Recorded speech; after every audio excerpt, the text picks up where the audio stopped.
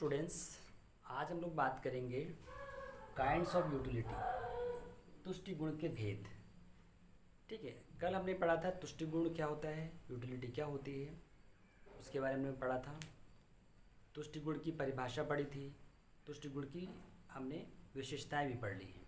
आज हम लोग देखेंगे कि तुष्टि गुण के भेद, तुष्टि गुण जो होती है वो कितने तरह की होती है, कितने तरह की या कितने टाइप्स की तुष्टि गुण होती है, या यूटिलिटी, काइंड्स ऑफ यूटिलिटी। तो यहाँ पे हम देख रहे हैं there are two kinds of utility, दो प्रकार की यूटिलिटी होती हैं, सीमांत तुष्टि गुण और कुल तुष्टि गुण।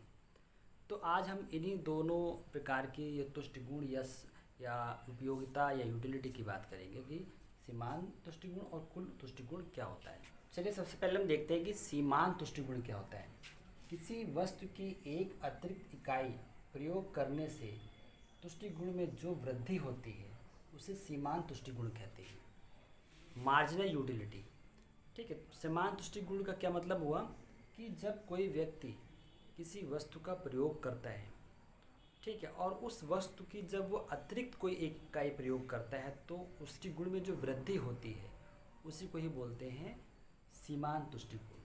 ठीक है, जैसे कि जब कोई व्यक्ति अगर कोई वस्तु खरीदता है और उस वस्तु से खरीदने से उसे जो उपयोगिता मिलती है, जो यूटिलिटी मिलती है, अगर वो वस्तु वो दोबारा खरीदता है, उसकी एक अतिरिक्त इकाई लेता है, तो उससे जो तुष्टि गुण मिलता है वो एक अतिरिक्त तुष्टि गुण हुआ। मतलब पहले जो उसको उपयोगिता मिली, लेकिन अगली वस्तु का प्रयोग करने से जो उपयोगिता मिलती है उसे ही क्या बोलते हैं, हम सीमांत तुष्टि गुण बोलते हैं, मार्जिनल यूटिलिटी बोलते हैं।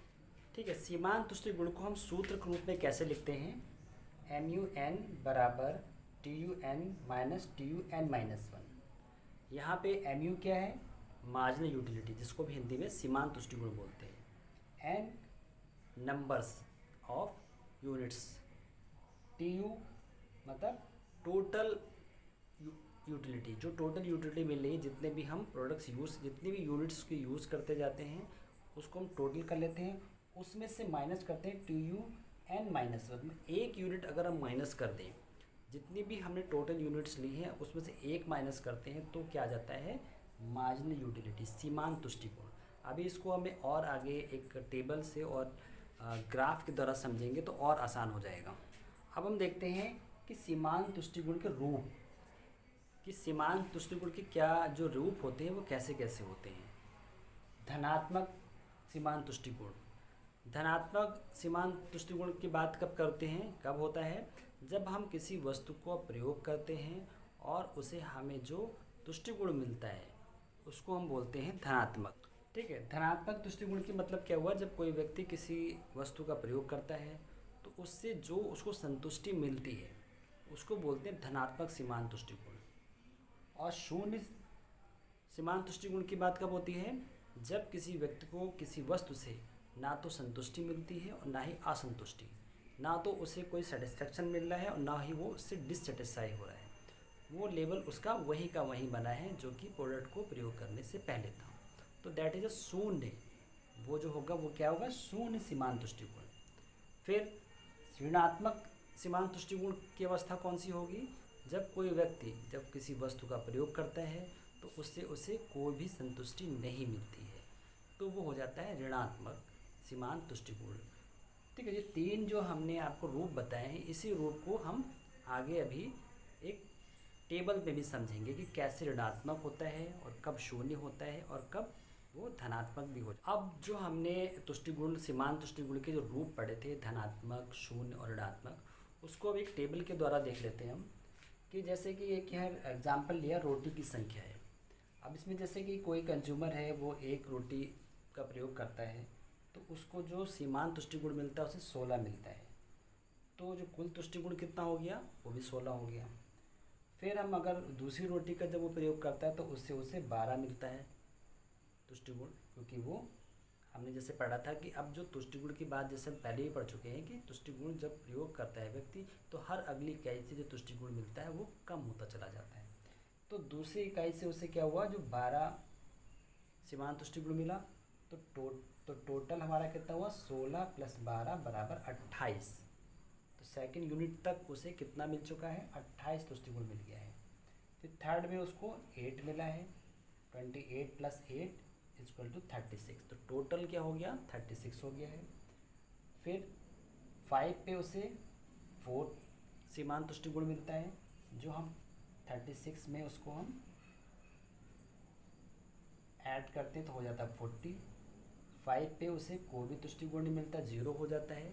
तो 40 प्लस 0, तो यहाँ पे वो फुल सेटिस्फाई हो चुका है, ना तो उसे कोई संतुष्टि मिल रही है, ना ही असंतुष्टि मिल रही है। फिर 6 पे देखते हैं, जो उसका सीमांत तुष्टि गुण है वो नेगेटिव हो जाता है, ऋणात्मक हो जाता है।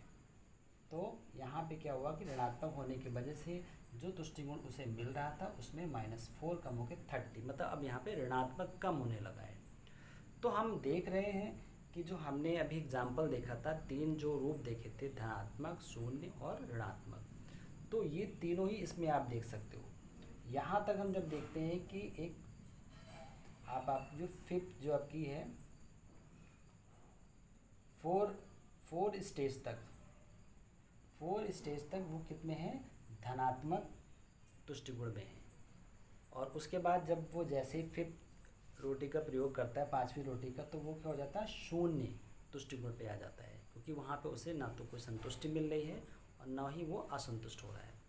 फिर जैसे ही वो 6ठी रोटी का प्रयोग करता है तो उसका जो सीमांत तुष्टि गुण है वो क्या, ऋणात्मक हो जाता है। तो इस तरह से हमने देखा कि जब हम तुष्टि गुण के, सीमांत तुष्टि गुण के रूप की बात करते हैं तो 3 स्टेजेस देखे थे, 3 तरह के जो रूप थे, धनात्मक, शून्य और ऋणात्मक। उसको हम इस टेबल के द्वारा भी समझ सकते हैं। अब यहाँ पे आप जो एक चीज़ देख रहे हो, जो टोटल यूटिलिटी, जो सीमांत, जो कुल तुष्टि गुण की जो बात की जा रही है, कुल तुष्टि गुण कैसे निकाला जा रहा है, उसमें जो सीमांत तुष्टि गुण है वो प्रत्येक अगली इकाई के सीमांत गुण को उससे जोड़ दिया जा रहा है। तो उसी तरह हम जो ये जो निकाला गया है वो हर सीमांत गुण को उसमें जोड़ते चले जाएंगे, तो हमारे पास क्या आता जाएगा, कुल तुष्टि गुण आ जाएगा, जिसे इंग्लिश में हम टोटल यूटिलिटी बोलते हैं।